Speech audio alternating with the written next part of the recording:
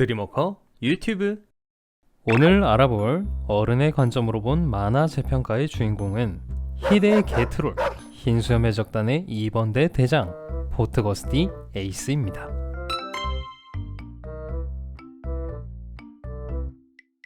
원피스의 주인공 루피와 혁명군 참모총장 사보의 의형제이자 해적왕 골드로저의 하나뿐인 자식, 그리고 사황 흰수염 해적단의 2번대 대장직을 맡은 에이스. 먼저 그의 생애를 한번 알아보도록 하죠. 20여 년 전 원피스를 찾아내 해적왕이 된 로저. 그는 불치의 병을 가지고 있었기에 해군에 자수하기로 마음먹습니다. 해군에 자수하기 전 로저는 사우스블루에 사는 한 여인과 사랑을 맺게 되는데, 그녀의 이름이 바로 에이스의 어머니 포트거스디 루즈였습니다. 얼마 후 루즈는 로저가 사망했다는 소식을 신문을 통해 접하게 되는데, 로저가 해군에 자수했을 때 루즈는 이미 에이스를 임신한 상태였죠. 해적왕인 로저를 처형한 세계 정부는 로저가 죽기 전 자식을 남겼을 가능성을 염려했죠. 하지만 로저의 대략적인 이동 경로밖에 얻을 수 없었던 해군은 결국 산모를 특정하지 못하자 로저가 머물렀던 지역에 있는 임산부와 아이들을 모조리 죽이는 만행을 저지릅니다. 루즈는 세계 정부의 의심을 피하고자 에이스를 임신한 채로 무려 20개월을 버팁니다. 하지만 무리하게 출산을 미룬 탓인지 루즈는 에이스를 낳자마자 죽음을 맞이합니다. 그 후 루피의 할아버지인 몽키디 거프가 자기 아들을 부탁한다는 로저의 유언을 지키기 위해 산적인 다단에게 에이스를 맡겨 에이스는 그녀의 손에서 자라게 됩니다. 그렇게 소년이 된 에이스는 자신의 아버지가 해적왕 골디로저인 것을 알게 되고, 악귀의 자식이란 이유만으로 사람들에게 괴롭힘을 당하며 자존감이 낮은 소년으로 자라게 됩니다. 에이스는 결국 난 태어나도 괜찮았던 걸까? 라는 의문까지 품게 됩니다. 사람들의 핍박 속에서 자라난 에이스는 자신의 이름을 어머니의 성인 포트거스디 에이스로 개명하고 세상과 아버지를 증오하며 살아갑니다. 그렇게 친구 또한 사보 하나였죠. 그러던 중 거프는 자기 친손자인 루피를 다단에게 맡기며 에이스와 같이 지내게 하는데, 그런 자존감 바닥인 에이스에게 루피는 친구가 될 것을 제안합니다. 하지만 에이스는 그런 루피가 귀찮아 매번 떼어내는데, 포기하지 않는 루피에게 결국 마음의 문을 열고 사보와 함께 셋이서 의형제 결의를 맺습니다. 그러던 어느 날 국가의 부조리와 그 부조리를 보고도 눈감을 뿐인 귀족으로 태어난 자신을 수치스러워하던 사보가 진정한 자유를 갈망하며 출항하는데, 하필 사보의 배 앞으로 절대 권력을 가진 세계 귀족 철룡인의 배가 나타났고, 철룡인은 자신의 배를 막았다는 이유만으로 사보의 배를 폭파해버립니다. 그 사실을 알게 된 에이스와 루피는 오열하며 자신들은 17세에 출항하기로 결심합니다. 17세가 되어 출항한 에이스는 이글이글 열매를 먹고 스페이드 해적단을 꾸려 해적의 길을 걷습니다. 하지만 우리의 슈퍼루키 에이스는 사실 너무 과대평가됐습니다. 지금부터 에이스의 거품을 한번 빼보도록 하죠. 먼저 에이스의 전적입니다. 에이스가 스페이드 해적단을 꾸린 시점으로 첫 대전은 징베와의 대전입니다. 슈퍼 루키인 에이스가 세계 최강의 사나이인 흰수염을 꺾고 해적왕이 되기 위해 도전하러 가지만, 흰수염에게 은혜를 입은 징베가 그 앞을 막으며 5일 밤낮으로 싸우지만 무승부. 그런데 물속에 사는 어인과 땅 위에서 불꽃을 쓰는 악마의 열매 능력자가 무슨... 두 번째 대전입니다. 사왕 카이도와 싸우기 위해 스페이드 해적단과 함께 오니가시마 섬에 도착한 에이스. 카이도를 찾지만 카이도는 부재 중이었고, 그 대신 섬을 지키던 야마토와 싸우게 됩니다.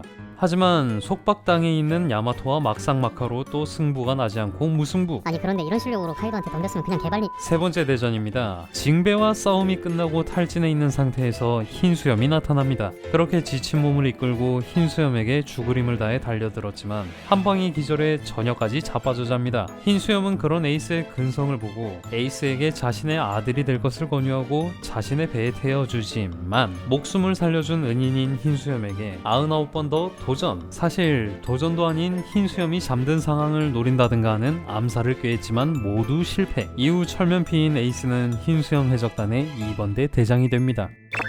네 번째 대전입니다. 흰수염 해적단 4번대 대장 사치를 죽이고 어둠 열매를 훔쳐 달아난 검은 수염을 쫓던 중 루피를 만나게 되는데, 루피는 자신을 쫓던 해군 스모커에게 잡혀 곤경에 빠집니다. 루피를 구하기 위해 루피 대신 스모커와 싸우게 되는 에이스. 에이스는 스모커에게 너는 연기지만 나는 불이다. 너와 내 능력으론 결판이 안 나. 라며 자기 입으로 언급 후 길에 불을 지르고 빤스런하며 찝찝하게 무승부. 5번째 대전입니다. 결국 검은 수염을 찾아낸 에이스. 검은 수염에게 자신의 필살기인 염제를 쓰지만 패배하고 맙니다. 이후 에이스는 세계 제1의 해저 대감옥 임펠다운에 수감됩니다. 6번째 대전입니다. 정상결전에서 처형될 위기에 처하지만 루피와 흰수염 해적단에 의해 탈출 성공. 그 과정에 해군대장 아오키지와 능력을 겨루지만 또 무승부. 마지막 대전입니다. 해군대장 아카이누의 흰수염을 향한 도발에 정신이 나가 개거품을 물고 아카이누와 대전을 치르지만 이마저도 발려버리는 우리의 에이스. 에이스가 쓰러진 틈을 타 루피에게 공격을 가하는 아카이누를 보고 루피를 지키기 위해 아카이누의 공격을 몸으로 받아 가슴에 구멍이 뚫려 패배. 이로써 총 전적 106전 0승 102패라는 어마어마한 기록을 경신합니다. 끝으로 에이스가 희대의 개트롤이라고 불리게 된 사건인 정상결전 이야기를 다뤄보죠. 검은 수염에게 패배 후 임펠다운에 수감된 에이스는 결국 해군 본부 마린포드로 이송됩니다. 처형대에 무릎이 꿇려지는 에이스. 그 순간 바닷속에서 흰수염 해적단이 등장합니다. 결국 시작되고야만 해적과 해군의 전쟁 정상결전. 기나긴 접전 끝에 루피와 해적들은 에이스의 탈환에 성공합니다. 그렇게 도망을 치던 와중 지금까지 회자되는 에이스의 개트롤 사건이 일어납니다. 에이스를 구출하자마자 퇴각하는 흰수염 해적단을 향한 아카이누의 뻔한 도발에 에이스는 결국 참지 못하고 아카이누에게 덤벼듭니다. 이로 인해 에이스를 구출하고 해군 본부를 탈출하려던 모두가 발목을 묶인 상황. 에이스는 아카이누에게 덤비지만 아카이누의 공격에 쓰러지고 맙니다. 그 틈을 타 루피를 공격하는 아카이누. 에이스는 그런 루피를 지키려다 가슴에 구멍이 뚫려 죽고, 그런 에이스를 보고 분노한 흰수염은 아카이누를 공격합니다. 하지만 아카이누의 반격에 흰수염마저 목숨을 잃게 되는데, 그 후 검은 수염이 등장해 흰수염의 흔들흔들 열매를 강탈해갑니다. 끝나지 않을 것만 같던 혼돈의 도가니 속에 빨간머리 해적단의 선장 사황 샹크스가 등장해 전쟁을 끝냅니다. 결국 에이스의 트롤링으로 인해 정상결전은 자신을 포함한 사황 흰수염과 흰수염 해적단의 수많은 일반 선원들의 전사, 그리고 검은 수염의 흔들흔들 열매 강탈이라는 참혹한 결과를 맞이하게 됩니다. 평생을 악기의 자식이라는 오명 때문에 끝없는 비난과 괴롭힘에 맞서며 자존감이 낮아질 대로 낮아진 에이스를 당당하게 살 수 있게 해준 진정한 아버지 흰수염. 하지만 은혜를 원수로 갚아버린 희대의 개트롤 에이스를 재평가해봤습니다. 가 아니고 사람들의 애정을 받지 못하고 자라며 자신의 삶 자체를 부정하기까지 이른 에이스에게 삶의 의미를 부여해준 은인이자 아버지인 흰수염에 대한 에이스의 사랑이 이런 결과를 낳았다는 점에서 참 안타까울 뿐입니다.